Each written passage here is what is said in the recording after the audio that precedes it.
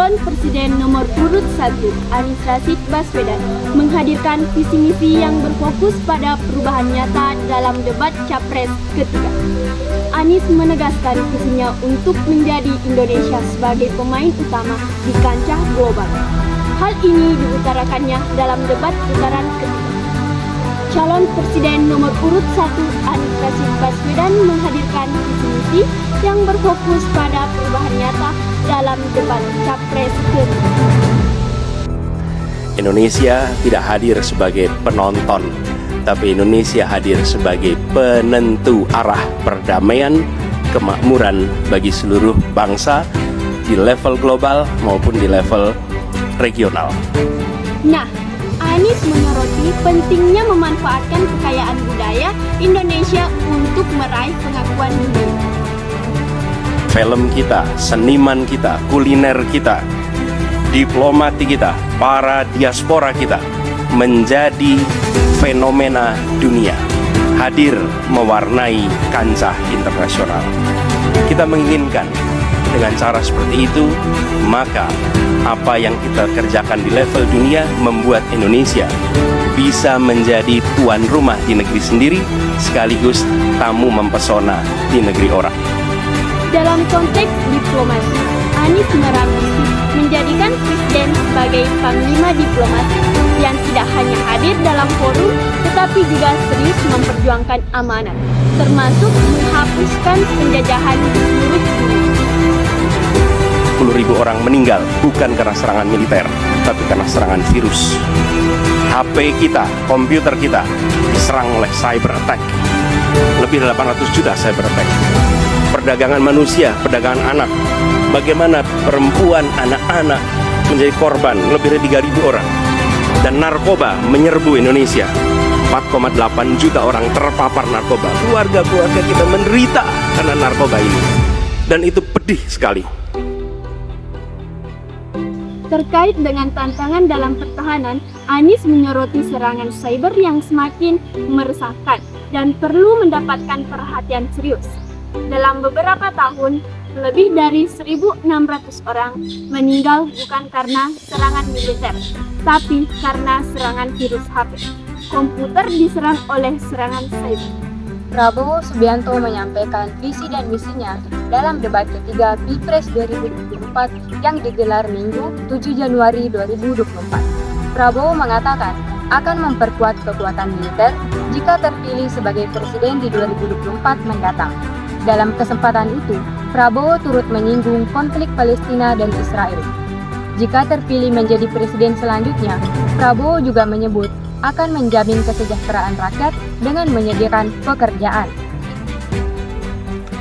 Untuk kita menjadi negara makmur, untuk kita menjadi negara sejahtera, untuk rakyat kita hidup layak, punya pekerjaan layak, kita harus menjaga kekayaan kita.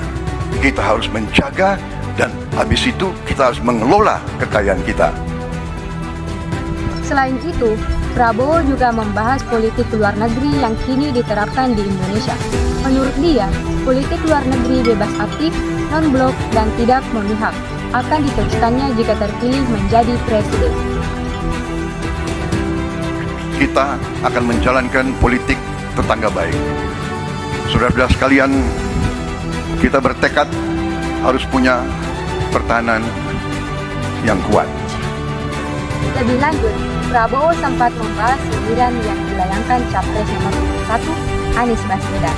Sebelumnya, Anies Baswedan sempat menyinggung soal kinerja Menteri Pertahanan. Sebagai seorang Menteri Pertahanan, Prabowo menjamin segala hal yang dilakukannya selama menjabat adalah demi kepentingan rakyat Indonesia. Mungkin ada yang asal bicara tanpa data, ya kan? Mungkin didorong oleh ambisi yang menggebu-gebu sehingga tidak objektif. Prabowo menganggap kekuatan militer adalah hal yang paling penting dalam bidang pertahanan.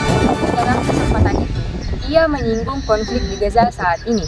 Menurutnya, konflik di Gaza terjadi karena minimnya kekuatan militer. Tanpa kekuatan militer, sejarah peradaban manusia mengajarkan bahwa akan dilindas seperti di Gaza.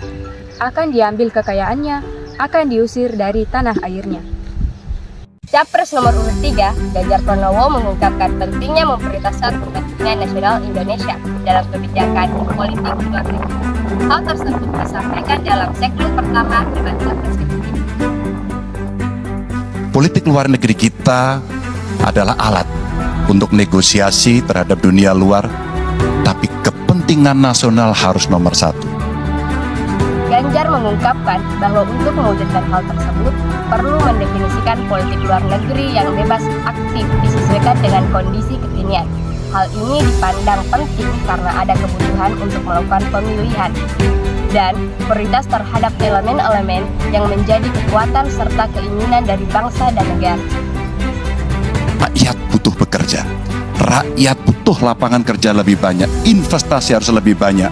Maka kita mesti memperkuat infrastruktur diplomasi kita, duta besar, para diplomat, dan tentu saja inilah yang mesti kita berikan penugasan-penugasan untuk membereskan persoalan-persoalan kepentingan ekonomi nasional dalam. Ia menegaskan bahwa Indonesia tidak pernah lupa, selalu setia pada kesepakatan yang diambil.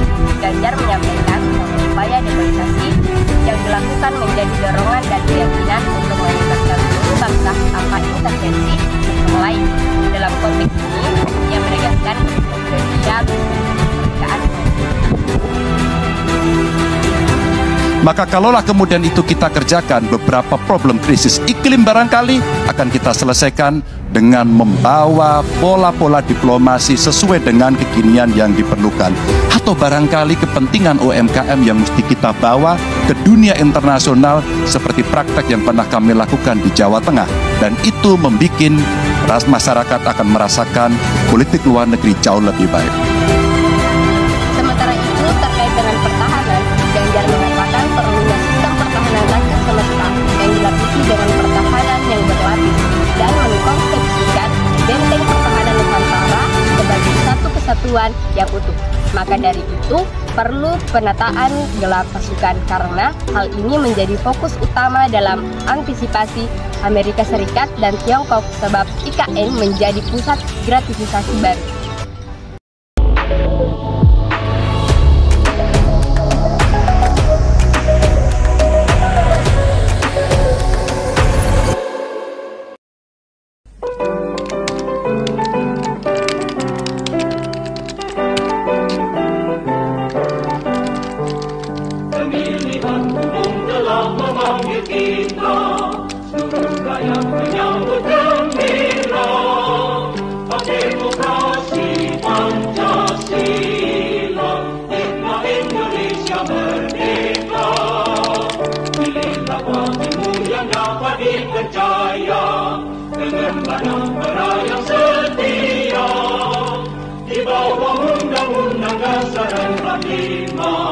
Kita menuju ke pemilihan umum.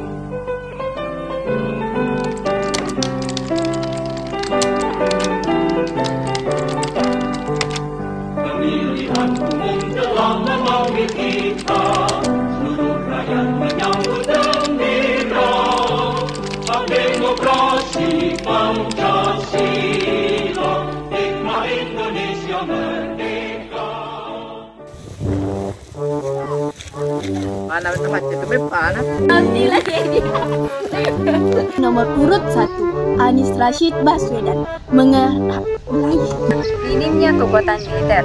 Tanpa kekuatan militer, sejak Sementara itu, Pak Manu kakek kesah. kalau mau keru. Sudah mau keru. Gak beli.